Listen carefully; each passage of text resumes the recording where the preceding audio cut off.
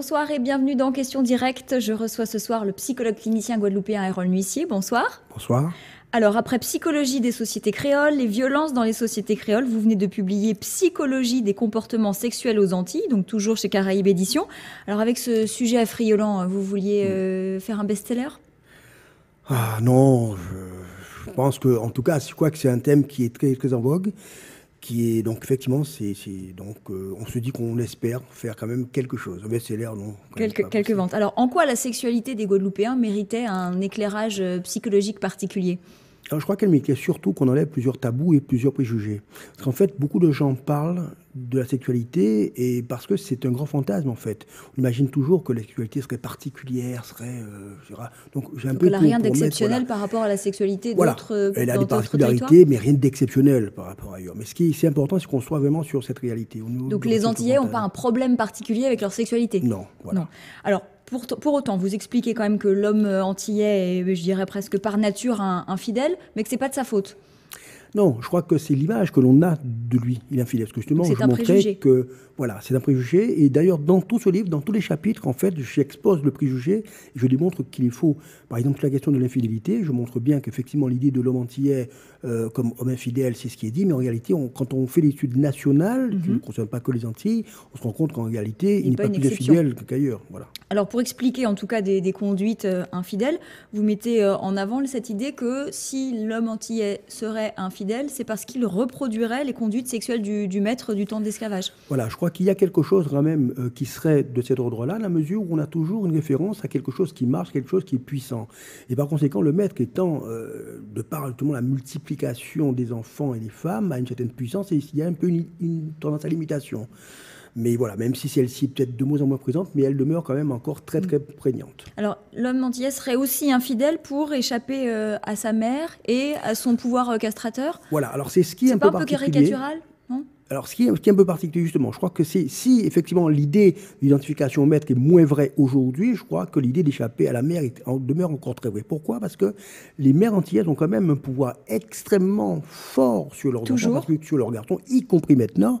Et par conséquent, je crois que l'infidélité, c'est un peu une façon justement d'échapper à ce pouvoir maternel. Et d'asseoir sa domination, aussi sur la femme, justement, c'est ce que sur vous la femme. écrivez aussi. Voilà, et pas seulement reproduire le comportement du maître. C'est ça. Donc en gros, il collectionne les conquêtes pour pouvoir montrer qu'il a aussi du pouvoir et se sentir viril. Qu'il a du pouvoir, qu'il est capable d'échapper au contrôle au moins d'une femme de manière fantasmatique qui est sa mère, parce qu'il en a d'autres en fait. Mais en même temps, il reste fidèle toujours à sa propre mère. Et c'est ça qui est justement, je dirais, cette ambivalence. En voulant échapper à la mère, il renforce le pouvoir de la mère sur elle, sur lui plutôt. Alors vous affirmez aussi que la femme, une fois mère, perd son statut de partenaire sexuel et que le plaisir, finalement, l'homme ne peut le prendre forcément qu'avec une autre. C'est terrible. Oui, tout à fait. Alors justement, j'en parle dans au moins 2 chapitres, celui justement sur la relation avec la maîtresse, celui sur la relation avec... Parce que c'est une relation de pouvoir, en fait. Ce qui se passe, c'est que l'homme a besoin de séduire en permanence. Et il a besoin d'être séduit. Et par conséquent, contrairement à la femme qui va s'installer dans une sorte de commodité, parce que comme elle devient mère, elle a des enfants, donc pour elle... Donc après, avoir une relation sexuelle avec son mari, ça ne l'intéresse plus ? Voilà, ça ne l'intéresse plus, puisqu'elle a déjà des enfants, puisque la relation sexuelle est fortement basée. On est quand même dans une société très religieuse et très catholique, et par conséquent, la sexualité n'est pas trop associée au plaisir. Il y a une sorte de tabou. Et par conséquent, la femme qui est la mère doit être celle qui donne des enfants plus que celle qui donne du plaisir. Donc, une fois qu'elle devient mère, elle s'inscrit juste dans un rôle de reproductrice, en gros, c'est ce que vous dites. Surtout dans un rôle de gardienne d'enfants et d'un rôle de gardienne du foyer, qui est un rôle de faire circuler le foyer, de le faire fonctionner. Alors, vous dites aussi que les hommes sont coureurs et qu'ont besoin de draguer, parce que la drague, je vous cite, est un mode de séduction élaboré avant tout pour faire descendre la belle de son piédestal, pour vaincre cette citadelle qui se croyait imprenable, mais aussi pour parvenir à vaincre cette puissance satanique, telle Saint Michel terrassant le démon.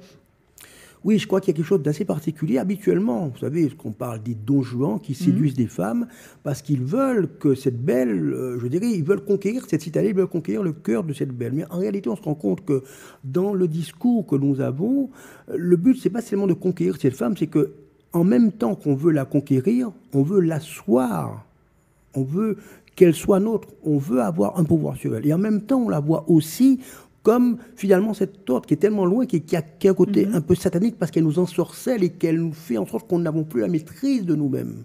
Donc c'est un peu ce côté satanique, pas Satan, mais en sorte de l'ensorcellement. Alors vous évoquez aussi les femmes qui reçoivent ce que vous appelez l'argent braguette, donc ces femmes qui multiplient les amants pour payer leurs factures, leurs loyers. C'est monnaie courante aujourd'hui ? Alors, je pars du principe, enfin je ne suis pas le seul, que parfois dans certaines cités, il faudrait que les parkings soient extensibles. C'est-à-dire qu'ils soient extensibles jusqu'à 1h, 2h du matin, qui se restreignent à partir de 2h du matin. Parce qu'effectivement, il y a quand même un problème avec ces relations où les femmes utilisent à leur tour les hommes pour satisfaire des besoins matériels. Et donc ça se passe dans les parkings. Ça se passe, alors non, pourquoi dans les parkings? Parce que dans ces cités où les femmes sont censées être seules, on voit de multiples voitures jusqu'à une certaine heure du matin. Ces hommes rentrent ensuite dans leurs foyers respectifs et par conséquent, je vous dis que les parkings devraient se restreindre. C'est-à-dire, ce qui est surprenant, c'est une espèce de collection d'hommes uniquement pour satisfaire des besoins matériels et très peu des besoins sexuels et encore moins des besoins amoureux. Et je crois qu'il y a une relation un peu économique homme-femme qui me semble être instaurée par un système aussi. Ce système qui donne le pouvoir à la femme qui a les allocations. Donc qui a un pouvoir financier. Et par conséquent, ce pouvoir financier, elles vont s'en servir pour mieux maîtriser les hommes et quelque part pour les collectionner. Aussi. Alors, vous affirmez aussi que les hommes sont sexuellement ambivalents et que ce seraient des homosexuels refoulés, notamment d'ailleurs ceux qui portent le plus de bijoux. Vous risquez d'être un peu mal vu par certains, non ? Alors, je risque d'être très mal vu par certains, parce que c'est vrai qu'a priori, les hommes qui ont des grosses chaînes et grosses bagues ont le sentiment que ce sont des hommes virils. Alors qu'en fait, les grosses chaînes et grosses bagues sont, je rappelle, ce qu'on appelle les colliers choux. Et les boucles, donc matador, étaient l'apanage des femmes. Et par conséquent, c'est une forme d'homosexualité qu'ils refoulent donc en eux.